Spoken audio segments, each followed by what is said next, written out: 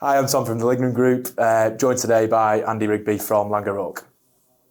Andy, pleasure. Yeah, great to be here. Yeah, so very keen to get you on, obviously, for a conversation. Varied background across the facade market, mix between subcontracts, overseas experience and main contracting. Yeah, that's right. Is that it? Yeah, that's it.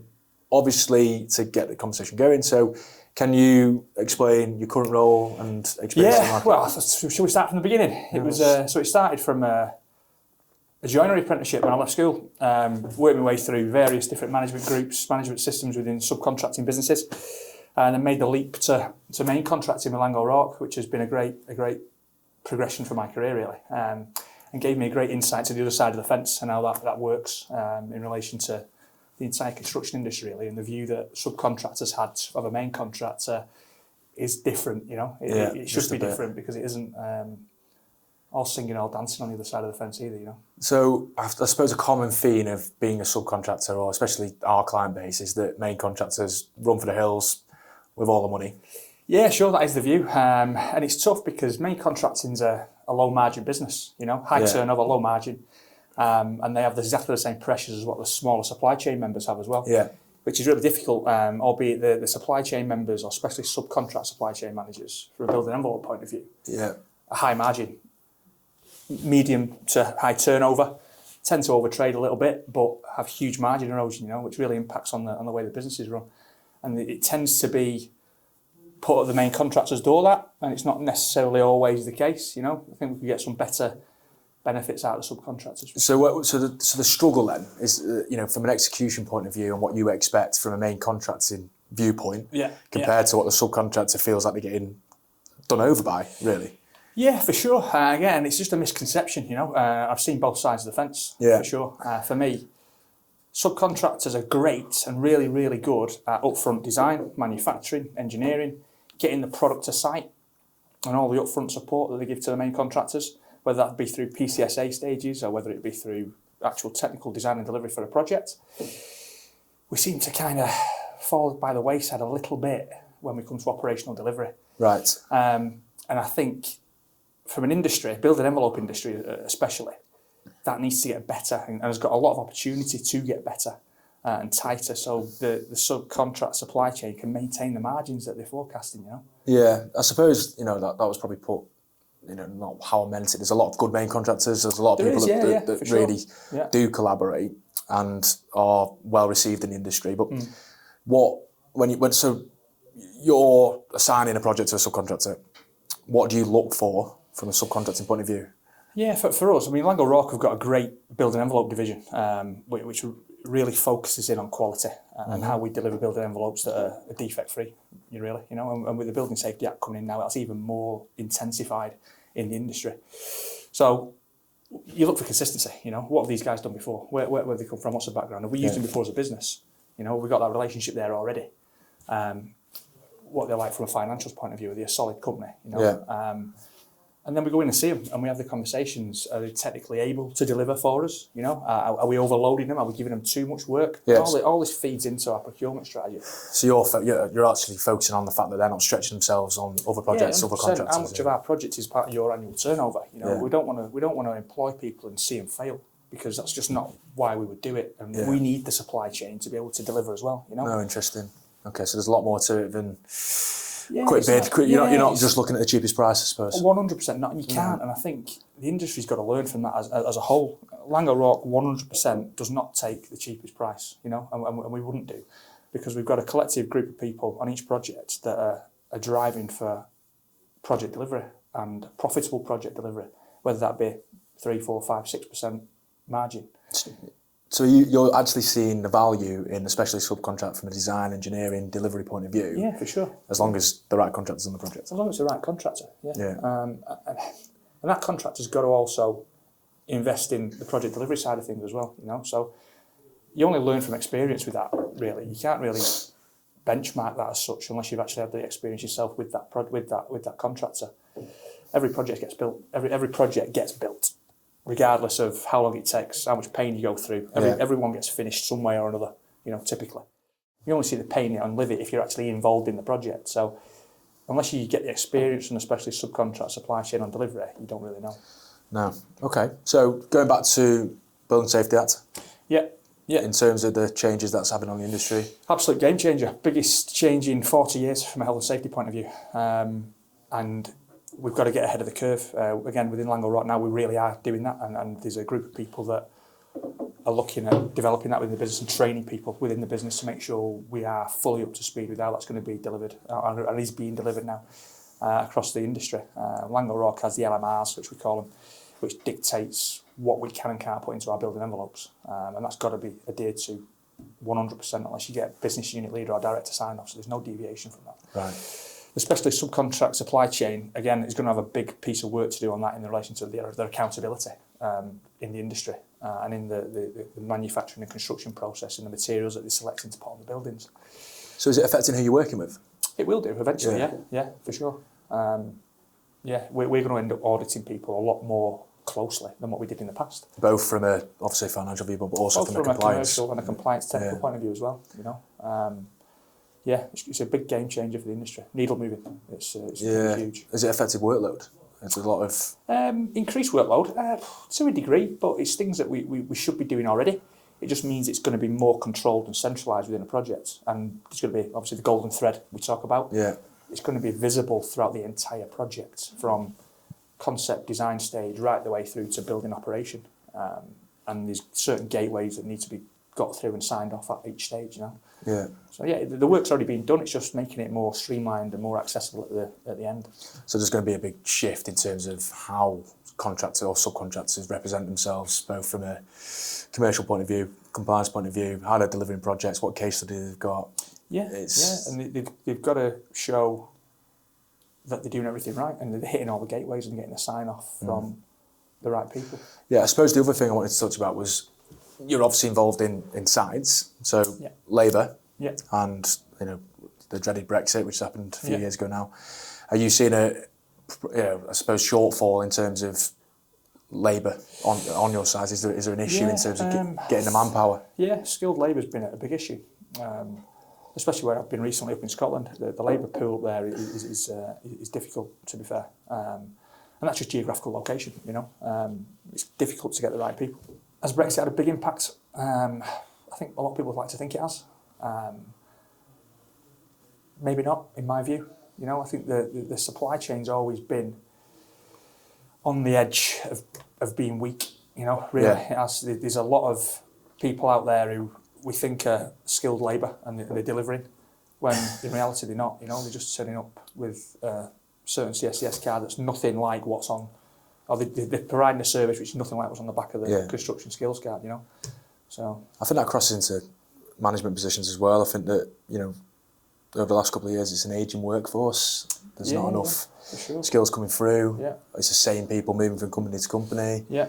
You know, there's a very in terms of my opinion as a recruiter, we don't like taking skills from other industries or vertical markets. It's kind of, we're an exterior envelope contractor, we need X.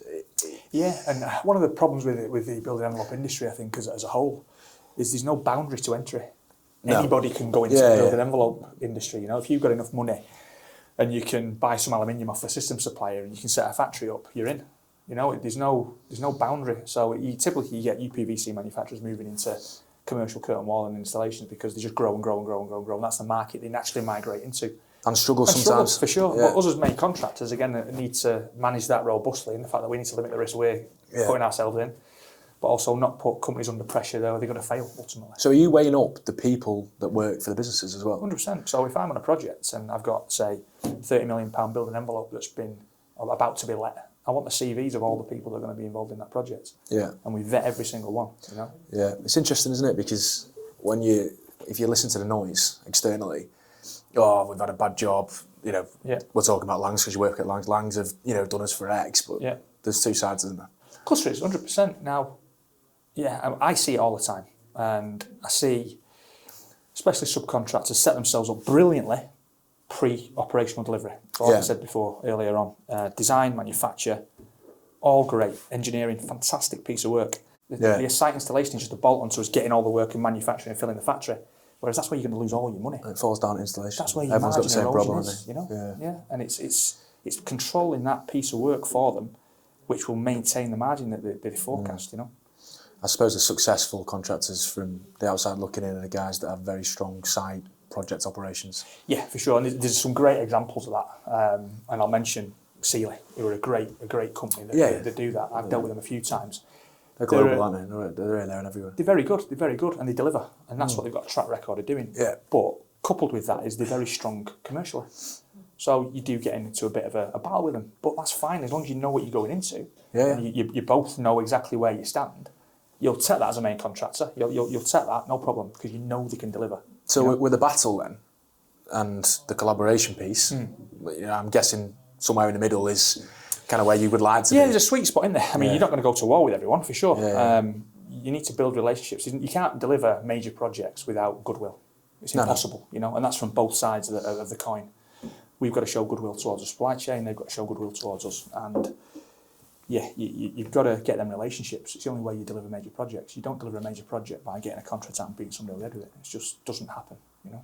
No, it's a difficult thing to balance because you've got to deliver a project for budget. You know, they've got to deliver a project for budget. Everybody's fighting for, I suppose, monetary problems. You know, and the project's got to get done one way or another. Yeah, and it always does. You know, and that's what I touched on earlier. You don't see the pain that you go through to deliver a project. You just see the finished article. You don't know how well. Looking from the outside in, you don't know how well people have performed on that project or not. You know. Yeah. So unless you're, like I say, from an operational delivery point of view, unless you live and breathe it with a certain supply chain member, you don't know how they work, really. You know, you can go and see the factory and see things getting pumped through it and all that. And you can speak to other people in the industry, you know, but you're never going to get a proper feel for it. Yeah. So I mean, we're only looking at it from one angle, like from my knowledge, and construction and the individuals in construction, it's difficult to change their mindset. For sure, it really is. Yeah. We've always done it this way. Yeah, come across that a few times, yeah. So again, going back to an example from earlier, you have people on site who are doing technical delivery, their technical installations. They've done it a certain way for a certain period of time, and unfortunately they're not doing it as per the manual, as it should be done, as per the system supply dictates. You know, it's their own view of what should be done, and they think they're doing it right. They're not. These people aren't out there maliciously doing things wrong. They think they're doing a good job, and that comes. As part of the industry, we need to change that in the fact that we need to educate our people more and invest in our people more, you know. Especially subcontract supply chain need to invest in the people more. They need to make sure that installers go on the kit courses, go on the system suppliers installation courses, you know. Again, the example that I mentioned earlier in the fact that the life safety screen's being installed and this guy wanted to do it right. He was a nice chap, didn't want to do it wrong. He didn't think he was doing it wrong, but it turns out it was completely wrong. You know, and it's just education, and there's got to be a big. And the good companies do it. You know, the good companies set aside a certain amount of money to educate the people and develop the people every year. You know, CDP, whether that's sending them on courses, whether it's the MSc, whether it's something else, whether it's with the system suppliers. System suppliers offer a lot of free training they do, on their systems. You know, and I think that needs to be taken advantage more of. It really does. So how? Because I'm guessing that you've had a few confrontational discussions on site, let's put it that way. Yeah, how do you change that somebody's mindset there and then whilst they're in work? How would you educate them, or do you find that difficult? Yeah, you're not going to do it at the workplace. You know, it's a conversation that you need to have with that person, that individual, respectfully, and say, look, guys, I'm going to stop the bus here because I don't think this is right. I'm not saying you're wrong. It just doesn't feel right to me. So can we just draw back a bit? Let's go and have a chat. Go and grab a coffee. Let's grab a sandwich, grab your lunch, then come and see me. We'll have a sit down and work through it, you know. Woe betide anyone that goes to someone and starts pointing the finger and having a go at someone and say, it doesn't work, you know. Again, it's all about building relationships with people, and you'll meet that guy again on another job 100% in a year's time, you know, and you've got your relationship's gone straight away because he just remembers you having a go in. So it's all about respecting people, changing people's outlook on life, and educating them, you know. And doing it the right way. And from a challenge point of view, is that kind of, obviously you're going to have design and engineering challenges, you're going to have production schedule challenges. Yeah. Are they all kind of day-to-day problems, or do you find one more than another? No, they are the day-to-day problems, and that's all about project management on a major project. But you need truth and honesty from your supply chain. If they've got a problem with a supply chain member further down the line, where they're not getting a profile or they're not getting glass or something's gone wrong in design, they need to be honest with the main contractor, not try and say, oh, well, listen, the design was late off you, so therefore we're not going to be on site in 2 weeks' time. doesn't help anyone. Let's just front up, let's have the grown-up conversation, and then we can reschedule and plan these things in, you know. It's about that collaboration. Knowing that just because Joe Blogg's Facades has placed an order 2 weeks late for some glass deliveries, you're not going to start hitting them over the head with a contract, you know. Yeah. I mean, change is good, isn't it? Change is needed. Change is good. You're never going to get away from the contracts.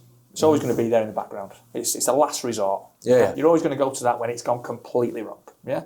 For me and for the project team I've just worked with, and it's a view throughout Laing O'Rourke, is you've got to have that relationship. You've got to get the synergy between you and the supplier. And you feel really that the contract's there for protection, but it's in a drawer, and you've got to get this project in the drawer. If I have to get that contract out of the drawer, I've not done a very good job, and the supply chain member's not done a very good job either. We both failed. Yeah, that's fair enough. Yeah, that's got to be the view. Subcontract to main contract's a big part of your profile.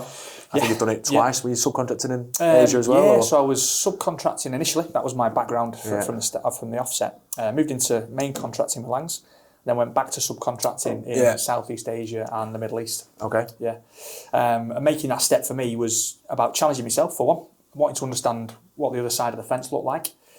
And just progressing my career, really. I think for me, I saw a glass ceiling for myself in the specialist subcontract supply chain unless I made the leap of setting my own business up. And I don't think I was ready for that at the time when I made the move into main contracting. I had a lot to offer from a project management point of view with the main contractors, just knowing how the industry works and how the specialist subcontract supply chain market works and what their drivers are, which was a great help for us as a business when I went on the first project with Laing O'Rourke. I was able to resonate with the supply chain. I understood what pain they were going through, and they understood what I wanted from them because I knew what we needed to do. You've seen both sides. I understand the pitfalls and the way people try and get around things, and was able to just engineer and build a relationship with the supply chain straight away because I was talking the same language as them. So you would say coming from that side into main contracting allow you to collaborate better because you understand their point of view? 100%. Yeah. I understand their market, I understand the way the manufacturing works, I understand the way the design works and the pressures they've got and how they have to overtrade because programs slip and the internal pressures that they have. So understanding the dynamic of the supply chain was great for me coming as a main contractor because it really helped me just put some robustness around the programming. Yeah, navigate issues because you've seen the issues before. And you know when people are not being completely true with you because you can see through the veil sort of thing because I've done it. I've given them excuses myself in the past, you know. So, and it's just making people accountable for that and building a relationship, you know. So do you feel that there should be more crossover from main contracting or talent to subcontracting and subcontracting to main contracting, or would you not go back into subcontracting now? I would, for sure. I would go back into subcontracting if it was the right thing for me personally in a career progression point of view. But I think now, with what's going on in the world, making that step from subcontractor to main contractor has got a lot more difficult. Okay. In the fact that the main contractors now are looking for a hell of a lot more from the people in relation to skill sets, qualifications, experience, and managing supply chain. Seems to be a lot more education-led at main contractor as well, like backing it up with the MSc or... Yeah, it's heavily around education. They just want the brightest people. You know? And they go to all the universities in the country and look for the brightest people. Yeah. If you got that person who's got the ability to be able to learn and deliver, you can give them the skill sets they need to be able to build something. Yeah, it's interesting. I suppose when you look at sort of big envelope contractors now in the UK, there's a lot of contractors stepping up into principal contractors and jobs. There is. And do you feel that is I suppose, the right route? I know there's a lot of good, bad and ugly that's coming out of that. There is. I know several specialist subcontractors that are doing it very well. You know? There is. And it's just a natural progression again for them, I think, in their businesses, you know. They're led by good people. They've got a strong business acumen and they understand where they're going as a business. It's when you try and make that leap too quickly and they try really upscaling the businesses very quickly into a main contractor or principal contractor position and don't understand all the pitfalls that come along with that. But yeah, there are some great supply chain. There's big opportunity, but also big risk. Massive risk, for sure. Like I say, I think the typical lifespan of a building envelope contractor is 15, 20 years in our industry. And once they go, like I say, the legacy issues still sit with the main contractor. Yeah, I mean, it's frightening. I think there was 8 building envelope contractors that went under in a way of putting it in the last 12 months, or maybe more, and they're ran by good people. Sure. It's not. It's not a lack of talent from an operational viewpoint. It's probably too big, too quick. Too big, too quick. Cash flow, yeah. And then we go back to the first point that we started on, margin erosion. If you're not getting the cash in the bank, you can't run your business, because that's the blood of your business. Cash liquidity, as we all know. And if you're forecasting a 12% margin and you end up reduced down to a 3-4% margin, then you're in a bad place. Unless you've got a lot of projects that are supporting it, I suppose what I've found is that, or I suppose we were talking about this morning actually, but there's bigger projects happening right now. So the average project size has jumped up from what we were dealing with in terms of placing talent up to 7.5 million plus from an envelope contract. Yeah. Which it used to be the average size that we'd come across was 3 or 4. Right. And they're taking on less jobs. Yeah. And when you're taking on less jobs, you're more risky. You're more risky. Going bad. That's it. You're exposing yourself a lot, for sure. Still healthy backlog in terms of numbers on a sheet. But in terms of actual job profile, they're taking on less. Yeah. Revenue's increased. But like I say, if one of them jobs goes bad, you're in a worse position, I suppose, than what you would be if you were doing a lot of smaller jobs. Yeah. What people don't understand as well is the smaller jobs take just as much managing and delivering as what the bigger jobs do. Yeah, they do. It's exactly the same. It's just a bigger scale. Yeah. So there's good and bad from both sides. Plus, and you obviously with the smaller jobs, more smaller jobs, you're putting your employees under more pressure in the fact that you're asking your people to do more from a project management point of view. I think you hit the nail before, but the successful contractors that continually have the 20 to 30 million backlog. Yeah. Strong operationally, strong commercially. They've got to be. They've got to go hand in hand. Yeah. They really have. There's no point in being strong commercially and not being able to deliver, because it doesn't matter whether you're strong commercially or not. If you can't deliver, that's when you're going to end up losing the shirt off your back, for want of a better word. So, obviously, continuing down the theme of collaboration and so on, where do you feel the industry's at now, and how do we improve it, or how do the individuals that are in the industry improve? It's a very good question, Tom. It's a very difficult one to answer. My personal view on life, is the industry's in a position now, due to the economic climate we're in as well, with what's going on in the world, is in a tough position. Costs of living, costs of everything is going through the roof. Yeah. Aluminium prices are going up. Surprisingly, I found out yesterday that timber prices have come down. Don't know why. Steel, aluminium, glass gone through the roof. Timber's come down. Well, that helps, doesn't it? Yeah. But yeah, it's in a state of flux, especially with what's going on with the Building Safety Acts. That's going to, like I said to you before, that's a needle mover for the industry. Like I said, I've got a narrow view on the industry from what I do in it, and it just seems like something's got to change. There's too many contractors struggling. There's too many contractors not here anymore. Jobs aren't getting finished. Yeah. It just seems like there's got to be some level of change in it and to improve. Yeah, it has, and I don't know what the answer is. If I knew, I'd be a very rich man, I would imagine. I think it starts with building in relationships with the supply chain and not going to war. It's the last thing you want to do, and nobody's in the business, especially Laing O'Rourke, and none of the people within that business are out to put people out of business. If we do that, then we're not going to have a supply chain to go to. Yeah. Everyone fails. So we've really got to work at that collaboration and making sure the price point's right as well. The supply chain needs to price the jobs properly and price all the risks. Yeah, it can't be a race to the bottom, can it? It can't be, and it has been for too long. Yeah. Everyone's cutting each other's throat. Yeah. And you might win a job, and the first thing, and I've been there, I've lived this, the first thing you do when you win a job is like, what have I missed? Why have I got the job? And you're thinking, what's going on? All right, okay, we must have missed something. Let's just double check it. And it's that mentality's got to go away. It really has. Yeah, I mean, and then you've got the other way where you do win. Someone else wins the job, and you go, I don't know how they're going to do it for that. Exactly. You can't buy the materials for that. That's the usual comment you get. But again, that comes back to the main contractors really being robust in how they procure and making sure they're procuring the right people for the right price, and everything's covered. And like we said earlier, again, we do a really good job of it at Langs in the fact that it's not just the commercial teams that do the procurement. We have a procurement team that are very knowledgeable in the building envelope world, and then that feeds into the project's commercial team and the project's operational delivery people, and we all collaborate on, right, who's the best supply chain member to go to for this project, And you have to take a view on how much work you're giving them across the business. So we're stretching them too much. Yeah. Do we have to go outside the approved supply chain and find somebody else because everybody's just got too much on for us, So all that thinking's going on in the background. But we've said collaborate 10 times. You've got to. Yeah. That's the key. You've got to get them relationships with people. And that's what it's all about. The industry's got to be built on, not a contract sat in the drawer. It's got to be built on relationships, trust, knowing each other can deliver, and that great word synergy. We work well and you work well, which means we both work well. Yeah, everybody wins. Everybody wins.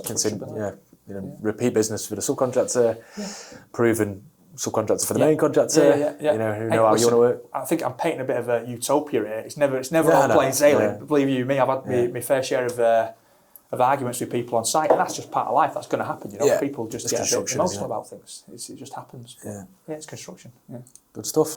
Andy, thanks very much. Really enjoyed that. Been a pleasure, Tom. Thank you. Hopefully, a few people tune in.